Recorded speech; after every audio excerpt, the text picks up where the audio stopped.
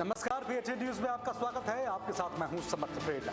हरियाणा के मुख्यमंत्री नायब सिंह सैनी ने प्रेस कॉन्फ्रेंस कर प्रदेशवासियों को दशहरे की शुभकामनाएं दी।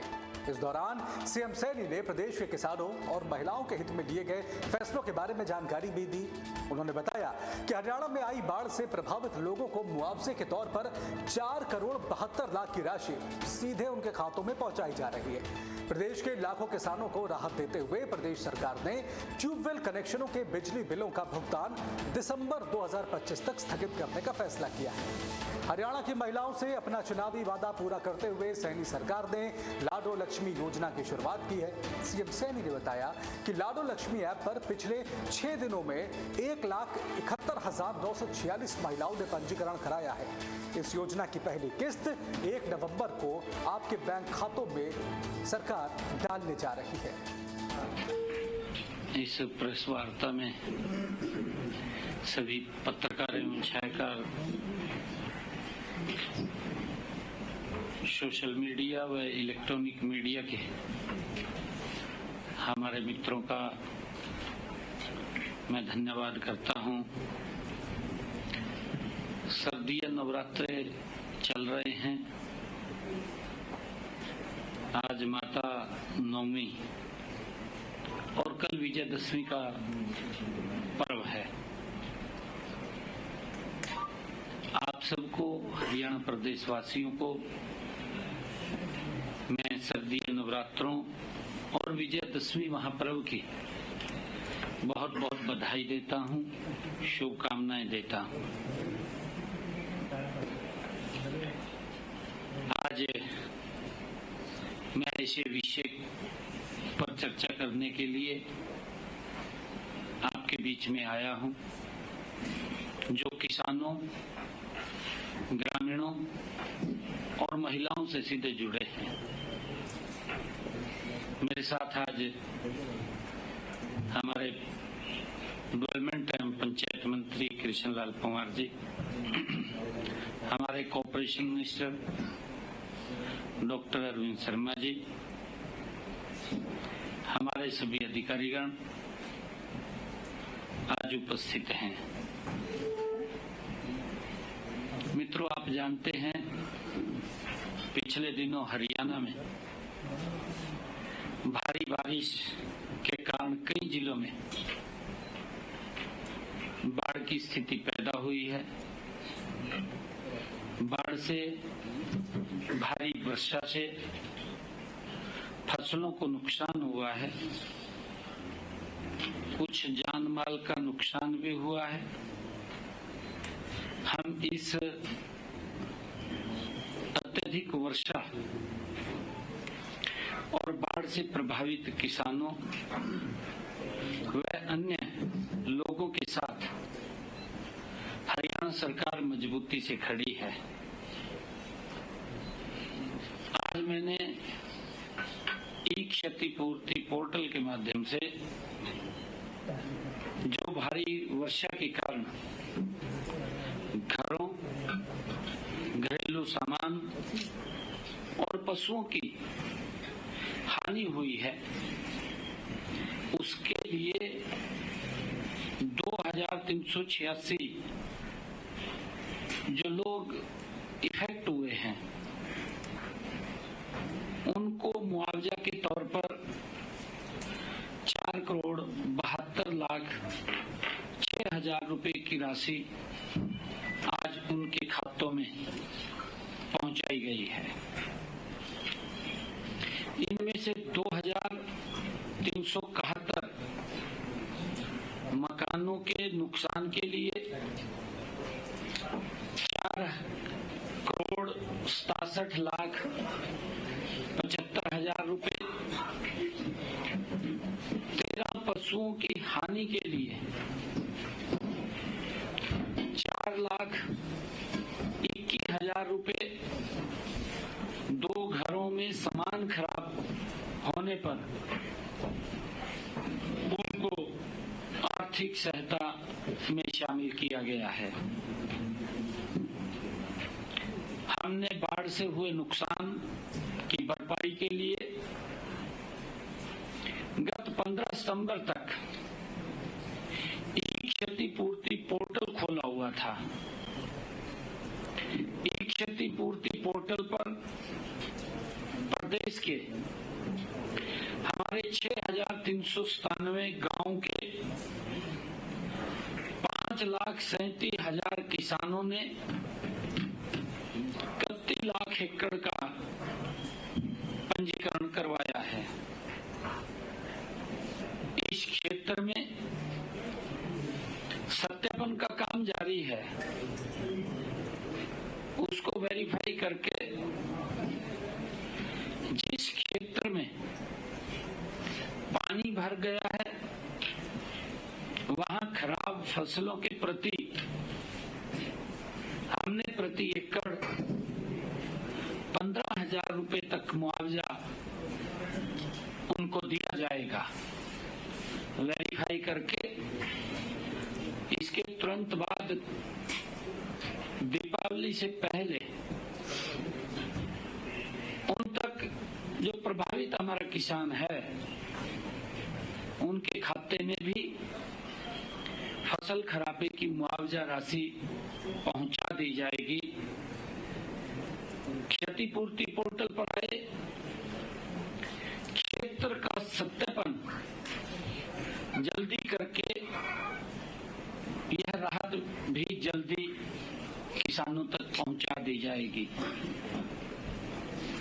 आज क्योंकि भारी बारिश के कारण और बाढ़ के कारण हमारे जिन किसानों का नुकसान हुआ है मैं उनके लिए भी कुछ योजना उनको आर्थिक सहायता मिले। ट्यूबवेल के बिजली बिलों का हमने फैसला किया है कि किसानों की परेशानियों को ध्यान में रखते हुए आज ट्यूबवेल कनेक्शनों के बिजली बिलों का भुगतान दिसंबर 2025 तक स्थगित करने की घोषणा करता हूं। दिसंबर 2025 तक ये बिलों के ऊपर नहीं लिए जाएंगे, उसकी सरचार्ज वो घोषणा करता हूं। जिन बिलों का भुगतान जुलाई 2025 तक किया जाना था वे अब जनवरी 2026 से किसी भी अतिरिक्त शुल्क के बिना देय होंगे। कोई उनके ऊपर चार्ज या ब्याज नहीं लगेगा।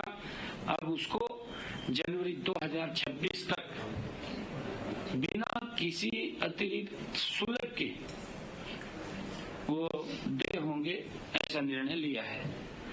इससे प्रदेश के 7,10,000 किसानों को तुरंत वित्तीय राहत मिलेगी। हमने ये भी निर्णय किया है कि जो हमारे किसान फसली ऋण की वसूली को भी हमने स्थगित करने का निर्णय लिया है। आज ही फसली ऋण की वसूली स्थगित करने की भी मैं घोषणा करता हूं। जिन गांव में भारी बरसात या बाढ़ के कारण 50% से ज्यादा फसलों का नुकसान हुआ है, उन गांव के ऋणी किसान का फसल खराबा 33% या उससे अधिक हुआ है। ऐसे गांव के किसानों द्वारा सहकारी समिति के लिए खरीफ के चालू फसली ऋण की वसूली स्थगित की जाती है। इन किसानों को रबी फसल के लिए फसली ऋण भी उपलब्ध करवाया जाएगा। नहीं है कि उनके अगर उनको कोई ऋण अगला फसली ऋण लेना है तो ले भी सकेंगे। ऐसा नहीं है कि उसको हमने स्थगित किया है कि आगे ऋण नहीं देंगे। इस फैसले से लगभग हरियाणा प्रदेश के 3 लाख किसानों को ऋण के बोझ से राहत भी मिलेगी। इसके लिए हम पूरे राज्य में इसका सर्वे भी करवा रहे हैं। मैं आज राज्य में धान की खरीद हर वर्ष 1 अक्टूबर से होती थी। किसानों की मांग पर हमने ये निर्णय किया क्योंकि हर बार हमारा किसान ये चाहता था कि हमारी फसल जल्दी आ जाती है। उसको मैं भी समझता था। पिछले दिनों आदरणीय केंद्रीय मंत्री जी प्रहलाद जोशी जी से हम मिले और हमने कहा कि हमारे यहाँ किसान आलू की खेती करता है, जल्दी फसल आ जाती है, हमें उसकी परमिशन दी जाए जल्दी परचेज की। हमारी इस बात को आदरणीय प्रहलाद जोशी जी ने स्वीकार किया और हमें 1 अक्टूबर की बजाय 22 सितंबर से ही धान की खरीद का हमें अधिकार दे दिया। 22 सितंबर से ही हमने बाजरे की खरीद 23 सितंबर 2025 से उसको आरंभ की है। राज्य में 30 सितंबर तक धान की 5 लाख मीट्रिक टन आवक हुई है। 30 सितंबर तक, अभी कल तक 5 लाख मीट्रिक टन की आवक हुई है। इसमें से 3,58,000 मीट्रिक टन खरीदी जा चुकी है। जो आई है क्योंकि मॉइस्चराइज के कारण थोड़ा देरी हो सकती है, ज्यादा मॉइस्चराइज होगा, परंतु उसमें से 5 लाख मीट्रिक टन में से 3,58,000 मीट्रिक टन खरीद ली है और किसानों के खातों में लगभग 109 करोड़ रुपया उस खरीदी का पहुंचा भी दिया है। 109 करोड़ रुपया हमने किसानों के खाते में पैसा भी पहुंचा दिया है। और इसी तरह 187.30 मीट्रिक टन बाजरा खरीद संस्थाओं द्वारा 4,970 मीट्रिक टन बाजरा व्यापारियों द्वारा खरीदा गया है। हम किसान को बाजरे के एमएसपी 2,775 रुपए प्रति क्विंटल की अदायगी सुनिश्चित कर रहे हैं, सरकार सुनिश्चित कर रही है। राज्य की खरीद संस्थाओं द्वारा जिस भाव से बाजरा खरीदा जा रहा है उससे शेष भरपाई हरियाणा सरकार कर रही है। मान लिया जो बाजरे का एमएसपी 2,757 रुपए है, मार्केट में वो 2300 रुपए जाता है, तो ऊपर की भरपाई हरियाणा सरकार किसान के खाते में जो ही उसका फार्म कटेगा उसके खाते में हम पहुंचा देंगे। उसकी भरपाई करने का काम हरियाणा सरकार कर रही है। और यदि किसी किसान भाई का बाजरा किसी कारण, क्योंकि भारी बरसात हुई है, खराब होने की वजह से व्यापारियों द्वारा मूल्य पर खरीदा जाता है तो उस स्थिति में भी हम किसानों को उस दिन की निर्धारित भावांतर दर की राशि का भुगतान करेंगे जिस दिन वो खरीदा जाता है।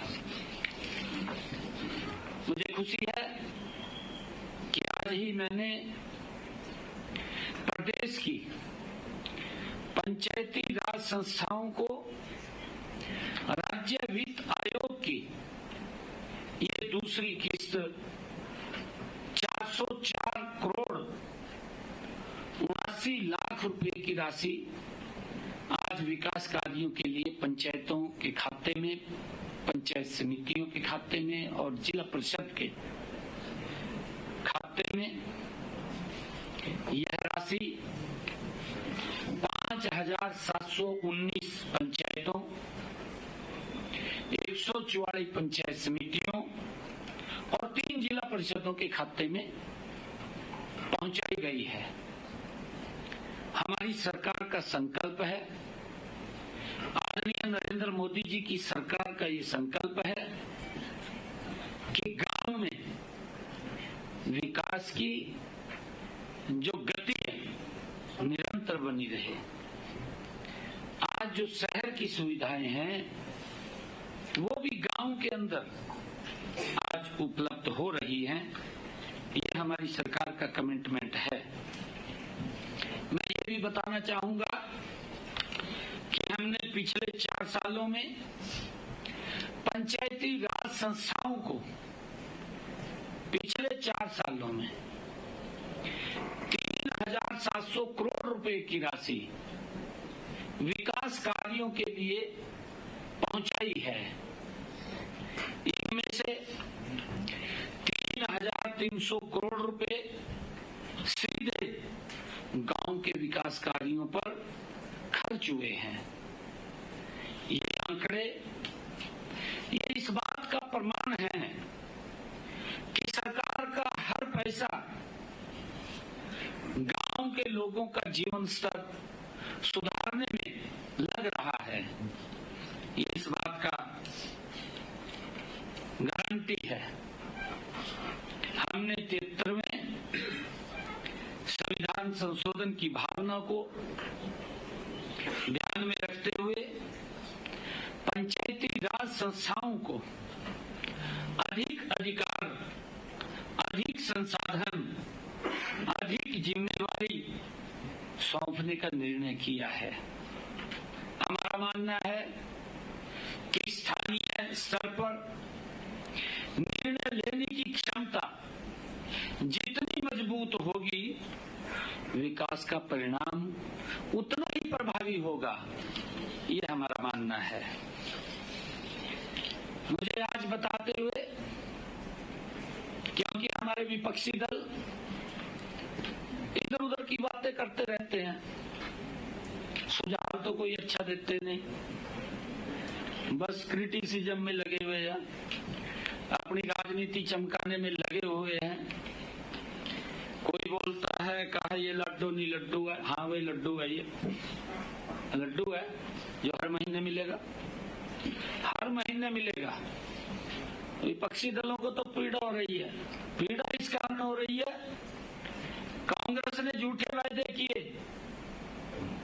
हिमाचल में सरकार, कर्नाटक में सरकार, तेलंगाना में सरकार, कांग्रेस झूठ बोल करके सत्ता में आ गई।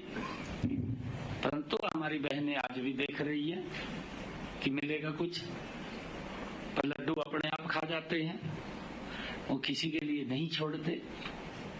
ये कांग्रेस के डीएनए के अंदर है, ये कांग्रेस के नेचर में है। झूठ बोल करके वोट तो ले लेते हैं, परंतु सुविधाएं नहीं देते, सुविधाओं के नाम के ऊपर शोषण करते हैं। और यही हाल पंजाब में किया, पंजाब में भी यही हाल किया। क्योंकि इसलिए किया, वो दोनों के दो इंडी गठबंधन के लोग हैं, एक थाली में बैठ करके भोजन करते हैं, अंदर बाहर लोगों को दिखाते हैं कि मैं इसका विरोधी हूँ, मैं इसका विरोधी हूँ, पर अंदर एक जगह बैठे हैं। एक जैसी सोच है, एक जैसी नीति है, एक जैसी नीयत है। इन गठबंधन के लोगों की, ये कहाँ देंगे? ये तो वोट लेना जानते हैं, फिर उसमें से लोगों का शोषण करते हैं, तड़पते रहते हैं लोग। ये कहने न तो बड़ी वीडियो वायरल हो रही है, पंजाब के मुख्यमंत्री की ट्रोल की है लोगों ने, पंजाब के लोगों ने की है बहुत ज्यादा। वोट लेने के समय क्या क्या बोल रहा है, वो सब बातें पंजाब के लोगों के पास पहुंच रही हैं। परंतु एक कहावत मेरे याद आ रही है, कहें तो सुनाई दी।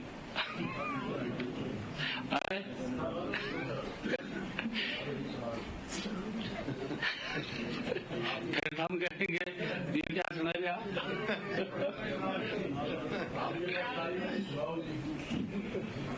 एक व्यक्ति था, वो गया गंगा जी में स्नान किया, गंगा जी से प्रार्थना की कि मेरे को एक शंख दे दे, ऐसा शंख दे भी जो भी मैं कहूँ वो आ जाए। उन्होंने तपस्या करी, उन्होंने शंख दे दिया, उन्होंने कह दिया भी एक ही है और नहीं है, कभी बाद में कहे।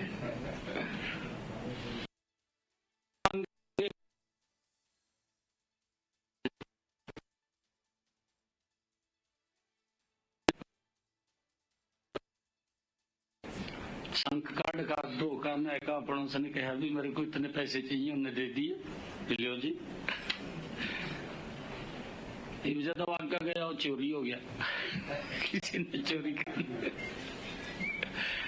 चोरी हो गया तो फिर गंगा पर गया, कहा जी वो तो चोरी हो गया। कहा मैंने कहा था भी और नहीं मिलेगा, एक ही मिलेगा, परंतु एक शंख और दे रहा हूं मैं, जितना मांगेगा ये कहेगा आप एक मांगेंगे, कहेगा 2 लाख रुपए ले, पर लेने देने में कुछ नहीं है। उसने उसको शंख दे दिया, वो जयकरा कहकरा भी 1 लाख चाहिए, कहा 2 ले, और कहा 2 चाहिए 4 ले, पर लेने देने में तो कुछ भी नहीं। ये हालात पंजाब में कांग्रेस का भी है और आम आदमी का भी है। ये तो इस प्रकार के शंख कहने में तो बहुत कुछ कह रहे हैं, पर लेने देने में कुछ नहीं है। ये हालात है। बाढ़ के अंदर भी पंजाब के किसानों की स्थिति खराब हुई है। मैं जब तो बहुत ज्यादा बोलता था, किसानों को कहता था मुझे आवश्यकता नहीं है, भाई उस बातों के ऊपर पूरा उतरना चाहिए, गुमराह नहीं करना चाहिए। महिलाओं को बोल दिया पंजाब के अंदर भी, हिमाचल के अंदर भी, हम इतना पैसा देंगे वोट दो, वोट दे दिया, और अब तक कहीं दिखाई नहीं दे रहे, कोई 5 पैसा नहीं पहुंचाया। हमने हरियाणा के अंदर पहले ही बजट के अंदर हमने प्रावधान किया, विधानसभा के अंदर हमने कहा कि हम लाडो लक्ष्मी योजना के लिए हरियाणा में 5,000 करोड़ रुपए का प्रावधान हमने किया। और अभी 25 सितंबर को पंडित दीनदयाल उपाध्याय जयंती के अवसर पर हमने दीनदयाल लाडो लक्ष्मी योजना, उसका पोर्टल भी लॉन्च किया, उसका जिससे तरह की बात में नहीं जाकर पर आरोप लगाना इनको अच्छा लगता है। अगर अपने ओड़ी देख ले, इनके बारे में कहते हैं, फिर कहा चुप हो जो जी, कहा तो कई साल हो गए, कहा भाई साल हो गए तेरे कारनामे ऐसे या बताने तो पड़ेंगे, नहीं बताएंगे तो लोग कैसे करेंगे। उसी दिन से हमने जो ऐप लॉन्च किया, मैं बताना चाहता हूं, इस ऐप पर पिछले जो हमने लाडो लक्ष्मी ऐप लॉन्च किया है, इस ऐप पर पिछले 6 दिनों में, अभी 6 दिन हुए, पिछले 6 दिनों में हमारी हरियाणा प्रदेश की लाडो बहनों ने 1,53,844 बहन बेटियों ने अपना पंजीकरण करा लिया है। ये जो इधर उधर की बातें कर रहे हैं, कहा जी इसके अंदर कंडीशन लगे दी, इसमें लगे दी, ये इस प्रकार की बातें कर, गुमराह कर रहे हैं। 1,53,844 हमारी लाडो बहनों ने रजिस्ट्रेशन करा लिया है, उनका पंजीकरण अपनी सभी बहनों से ये अनुरोध करता हूं कि जल्द ही, क्योंकि समय लगता है, कई बार जो साइट है वो भी स्लो पड़ जाती है, और इसी कारण हमने इसको फेसिस में रखा है। 20 लाख बहनें इसके अंदर रजिस्ट्रेशन लगभग करेंगी। मैं सभी बहनों से अनुरोध करता हूं कि जल्दी अपना पंजीकरण करवा लें, ताकि हम इस योजना की पहली किस्त जल्दी आप लोगों के खाते में हम डाल सकें। हमने सुविधा का अपडेट दूसरा है। अच्छा, दूसरा अपडेट और आ गया। ये अभी 1 घंटे के बाद अपडेट फिर आ गया। 1 घंटे के बाद ये बढ़कर हो गया 1,71,946। 1 घंटे के अंदर ये अपडेट आया है। कितनी गति से रजिस्ट्रेशन हो रहा है। रजिस्ट्रेशन हो रहा है ऐसा नहीं है, क्योंकि कांग्रेस विपक्षी दल में प्राण नहीं रहे, क्योंकि उन्होंने किया नहीं, भ्रष्टाचार किया है, लोगों को तंग किया है। लोग घूमते रहते थे, नौकरियां बिकती थी, क्या हालात थे। गैस का सिलेंडर लेना होता था, लाइन में लगना पड़ता था। मुझे खुशी है, हमने अपने संकल्प पत्र में कहा था कि हम अपनी बहनों को 500 रुपए का गैस का सिलेंडर देंगे। आज 18.5 लाख बहनों की रसोई में 500 रुपए का गैस का सिलेंडर जा रहा है, जिनकी इनकम 1,80,000 रुपए से कम है। पहुंचा रहे हैं ना, जो हम कह रहे हैं वो कर रहे हैं।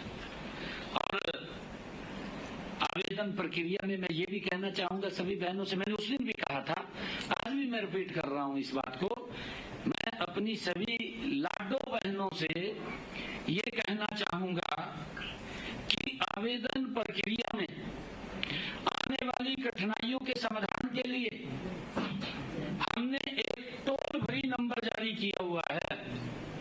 वो नंबर है, आपके माध्यम से मैं सभी को बता रहा हूं, 1800-2231 और एक हेल्पलाइन नंबर 0172-488-0500। ये हमने टोल फ्री नंबर जारी किए हैं। किसी को कोई, हमारी लाडो बहन को कोई दिक्कत हो, समस्या हो, इसके ऊपर फोन कर सकते हैं। और मैं ये कहना चाहूंगा कि CFC की जो किस्त है वो भी दीपावली तक वो जारी कर दी जाएगी। इन त्योहारों के पर्व पर मैं हरियाणा प्रदेश वासियों को और आप सब पत्रकार एवं छायाकार मित्रों को मैं बहुत बहुत बधाई और शुभकामनाएं देता हूं। चाहे नवरात्रे, हमारे माँ के नवरात्रे, विजयदशमी का पर्व, हमारी दीपावली का पर्व, भैया दूज के पर्व, लगातार भगवान विश्वकर्मा डे, इन सब महापर्वों की आप सबको भी, हरियाणा प्रदेश वासियों को भी, देशवासियों को भी मैं बहुत बहुत बधाई और शुभकामनाएं देता हूँ। सर, आपने फसली व्यवस्था की है, कांग्रेस के टाइम से ये बंद हो रही है, ताकि वो विचार है कि किसानों को फायदा मिले, और ये एनसीआर इसकी बात करते हैं, कोऑपरेटिव सोसाइटी नहीं, देखिए ऐसा नहीं है, ऐसा नहीं है कि बंद है। उसके लिए हमारे किसानों के जिनके खाते सही हैं, उनके खाते में वो जा रहा है पैसा, और हम ब्याज भी उसका हरियाणा सरकार दे रही है, फसली ऋण का। हमने उसकी किस्त को स्थगित किया है। मान ले किसी किसान ने पैसा लिया है फसली ऋण के लिए, उसको हमने 3 महीने 4 महीने वो दिए हैं, भी उसको आगे बढ़ सकता है। इसको हम इसके अंदर हम लगे हुए हैं। हम CM टैक्स जो बना रहे हैं, इसका सुदृढ़ीकरण हम कर रहे हैं, इसको ऑनलाइन भी कर रहे हैं कंप्यूटर से, ताकि जो विश्वास इसके ऊपर से कांग्रेस के समय में उठ गया था, हम ये चाहते हैं कि इसके ऊपर विश्वास मेरे किसान का दोबारा बने और मेरा किसान इसका लाभ उठा सके। हम उस दिशा में मजबूती से काम कर रहे हैं और आने वाले समय के अंदर इसके अंदर एक बड़ा सुधार भी आपको नजर आएगा। और हमारे किसान पुनः, क्योंकि हमारे किसानों की एक सोसाइटी है, वो इसके अंदर से यूज कर सकते हैं, अपनी फसल के लिए ऋण ले सकते हैं और फिर उसमें डाल सकते हैं। इसके ब्याज का हम हरियाणा सरकार देती है, वो उसके लिए हम ये व्यवस्था किए हुए हैं।